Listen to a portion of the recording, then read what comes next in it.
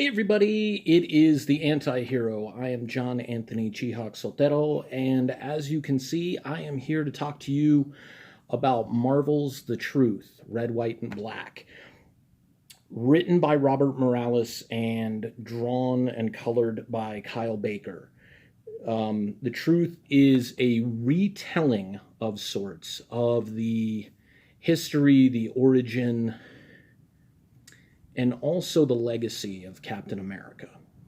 But more than that, it's a commentary on America. It is a commentary on our history and the things that have happened in this country. Many people want to just push aside the years of slavery and genocide and non-involvement in the Holocaust, turning people away from safe refuge, now trying to build walls and keep people out and not offering safe harbor for people. I'm going to do my best to stay as unpolitical as possible. However, with a book like The Truth, it's extremely difficult. This is a book that started coming out in 2002. It's told in 7 parts, and it focuses mainly on 3 protagonists: Isaiah Bradley, Maurice Canfield, and Sergeant Lucas Evans.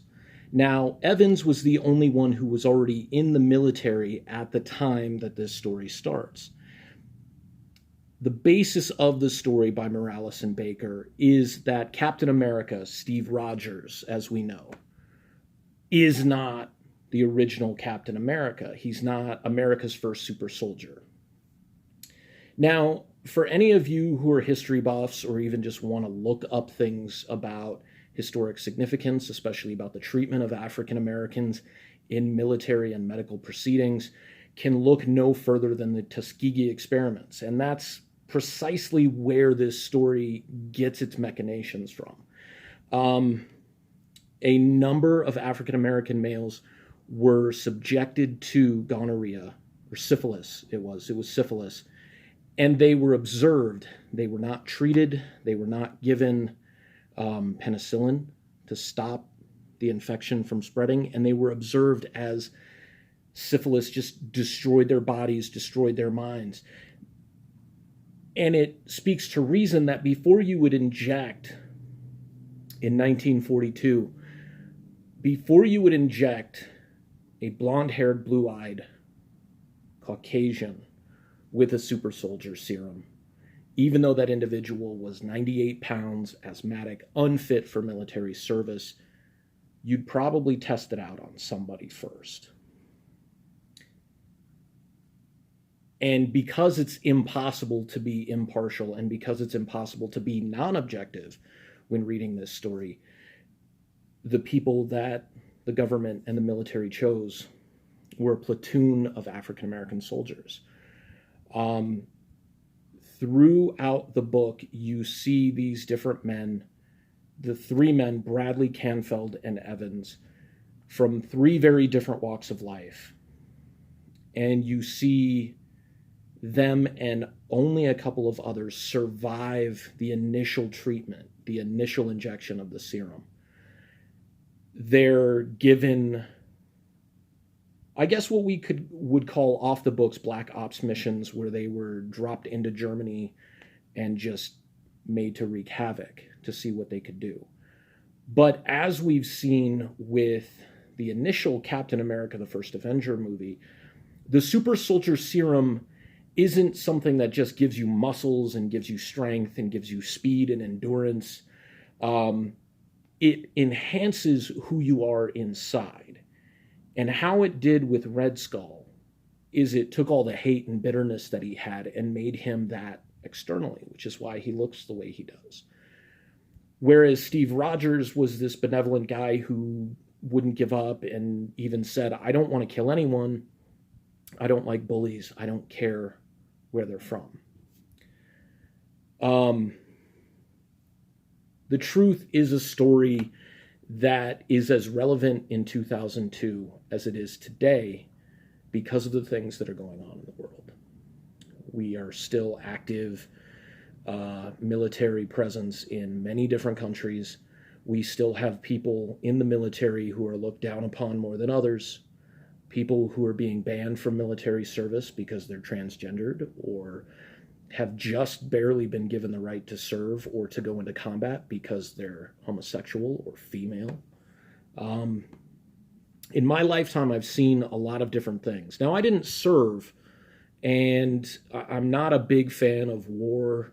I'm not a big fan of the military in terms of it being more than it needs to be. It is a job, and I have respect for that, as much as I have respect for somebody who is washing dishes or, picking up garbage, landscaping, or working in a skyscraper. The story of these men is phenomenally told by Robert Morales, who sadly passed away in 2013. So his legacy predominantly sticks with Captain America, and most specifically with The Truth, Red, White, and Black.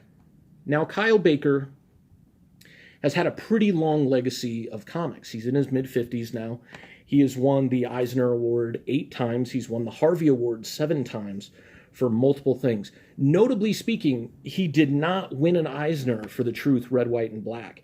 And while Baker's work is interesting and stylistic, I did find it lacking in this book. It felt rough, it felt rushed, it felt more like concept drawings would be. It did not feel like finished art. It felt highly stylized for like maybe a cartoon that was being told in the 40s or 50s in that style. With that, it's not bad. It's just not what I would have chosen for something this iconic. Morales' writing is great. It's on point. Now, the only super soldier that survives is Isaiah Bradley. And in issue 6, which is called The Whitewashing, we learn that Steve Rogers is supposed to make his way to Germany, but he's being detained because there's a storm occurring. And so he's not going to make it for his assignment. So Isaiah Bradley steals the Captain America costume and then goes in and destroys the super soldier lab in Germany in a concentration camp. In the end, he's destroyed all the subjects, he's destroyed all the serum, he's destroyed all the tests. And there is a group of women and children being led into a gas chamber. Bradley rushes into the chamber to try to save as many of the people as possible. Of course, these people, having been treated this way for such a long time, attack Bradley. The gas goes off. He's the only one that survives. Now, one of the most touching moments is in the final pages of issue 7, where Steve Rogers in present day meets with Faith Bradley, Isaiah Bradley's wife, and talks to her about how the government did him wrong. Now, Cap thinks Bradley is dead,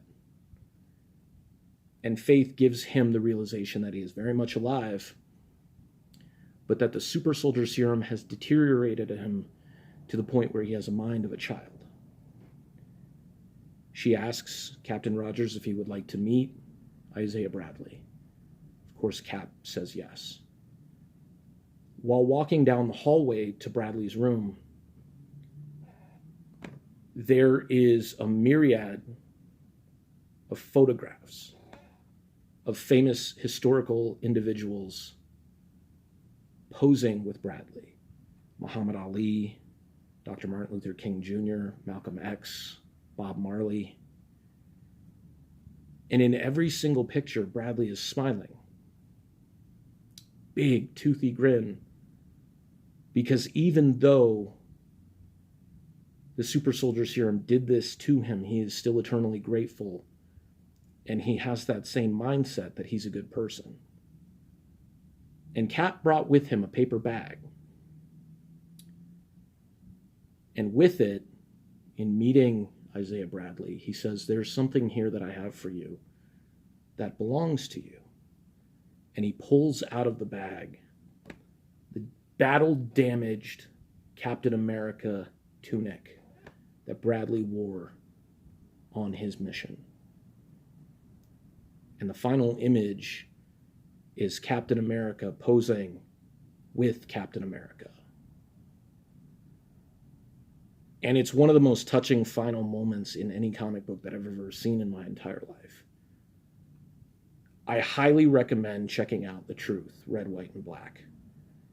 You can definitely still pick up single issues. They haven't really gone up in price. I believe the trade paperback is out of print, so if you do find that somewhere for cover or less, that's a steal. But definitely pick it up. It is not just a good story, a quality story. It's a commentary on the history of our country. And coming up on July 4th, I think this is something that everybody should read. Because while it's not historically accurate, it's definitely historically accurate. Until next time, my name is John Anthony Chihawk Soltero. I'll see you later.